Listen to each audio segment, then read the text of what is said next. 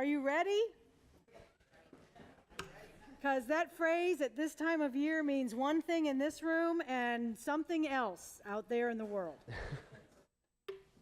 Are you ready for Christmas? That might mean, have you made your Advent wreath?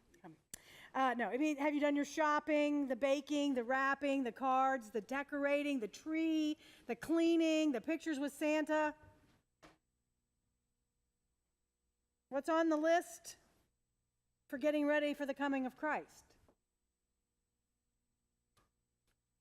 How do we prepare our hearts, our minds, our souls, our very being for Christ?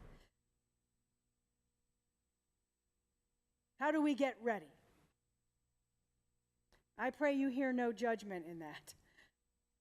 I scramble to be ready just like many of you. I scramble to find a way to make all things right by myself. Because maybe if I get it all right, Jeremy's going to be laughing now, then it'll be perfect. And the new age will dawn, and birds will sing, and world peace will ensue. That's ridiculous, of course, because in all that getting ready, I have left no room for God. Where is the space for love? Where is the space for God to be born again in me? Beloved, I think that's why we have Advent, because Advent says it can be different. Look, I wrote it in bold on my paper. It can be different. Advent is, brothers and sisters, about letting loose of our plans and allowing ourselves to be disrupted. If you hear nothing else this morning, please hold on to that word, disrupted. Advent is allowing ourselves to move our attention away from having the perfect Christmas or being the perfect Christian, so we can receive the change God brings into our world. So here's what I've been considering.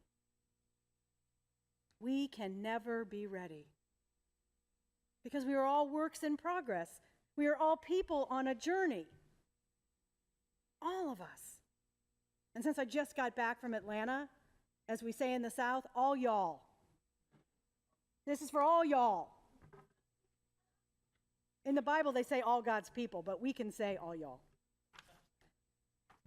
This Advent, God wants us, all of us, to be disrupted. And I think disruption makes a great case for waiting. I have waited for tons of stuff in my life, like traffic lights, parking spaces, all with varying degrees of anxiety and anger. Phone calls, bread to rise, kettles to boil, test results. I've waited with people who were dying and living. In fact, I think much of a priest's life is just waiting, and I'm pretty bad at it. I'm learning, but it's really slow. I'm waiting on God. Waiting on God means for me learning to let go. Learning to release my life, my time, my intentions, even the good ones, to God. The release, the letting go, is what fascinates me and draws me to try to live a more contemplative life.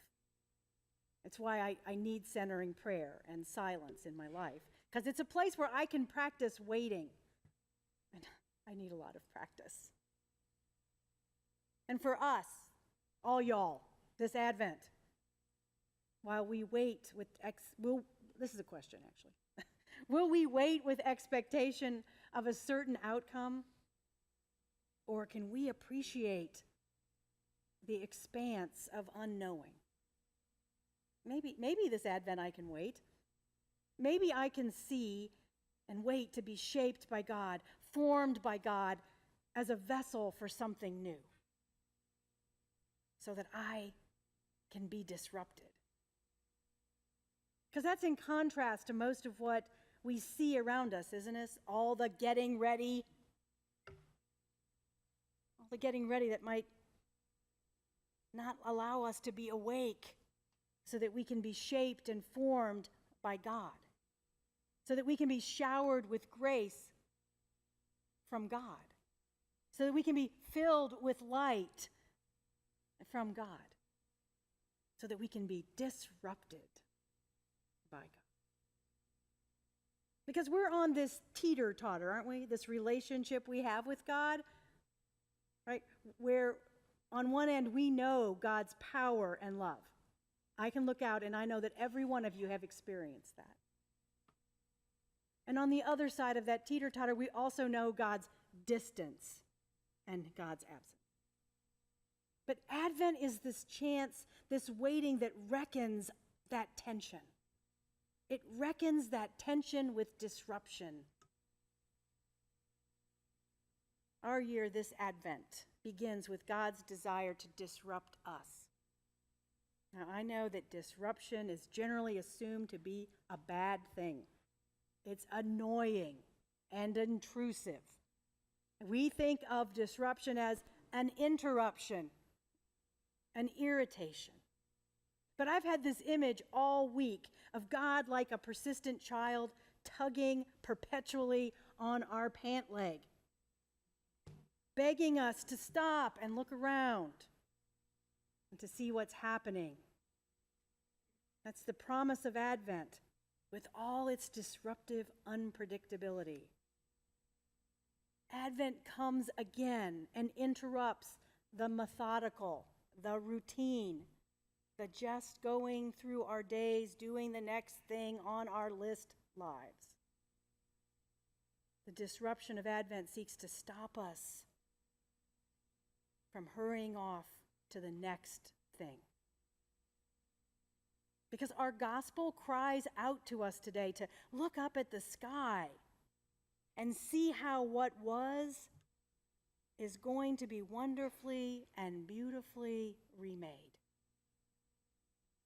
Does that get our attention, that the Son of Man in glory will come after the suffering?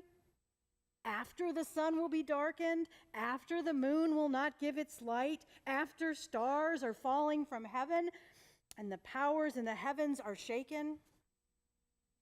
This is very different from my vision, right, of birds singing and world peace when I'm in control of the universe.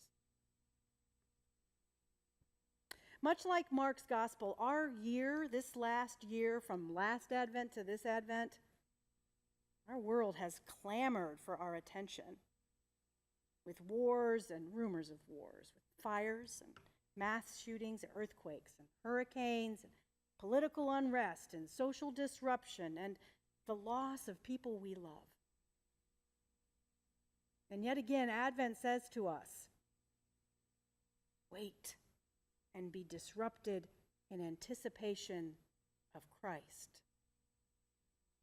But when we are too busy with all the getting ready, we avoid being disrupted. We escape the interruption. Advent is that time that allows us to be disrupted for the coming of Christ, for the coming of love, for the coming of hope, for the coming of forgiveness and mercy, for the coming of justice.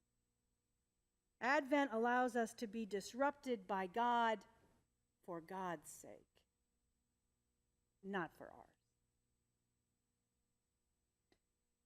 Because, beloved, we are a people of short attention spans and good intentions.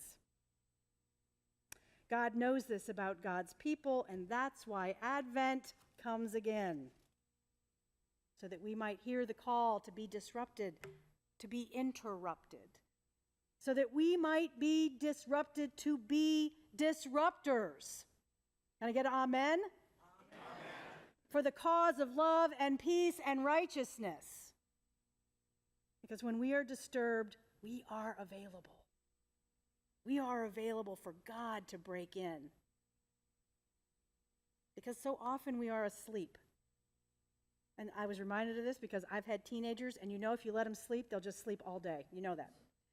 So often we are asleep, and if uninterrupted, we'll just slumber on, unprepared to receive the love God has prepared for us since the beginning of the world. This Advent, be disrupted and encourage disruption with all you meet. Because disruption is how we know we are awake to God and to God's purpose. Disruption means we are present and accounted for, waiting for Christ's return. A blessed Advent of disruption to all y'all.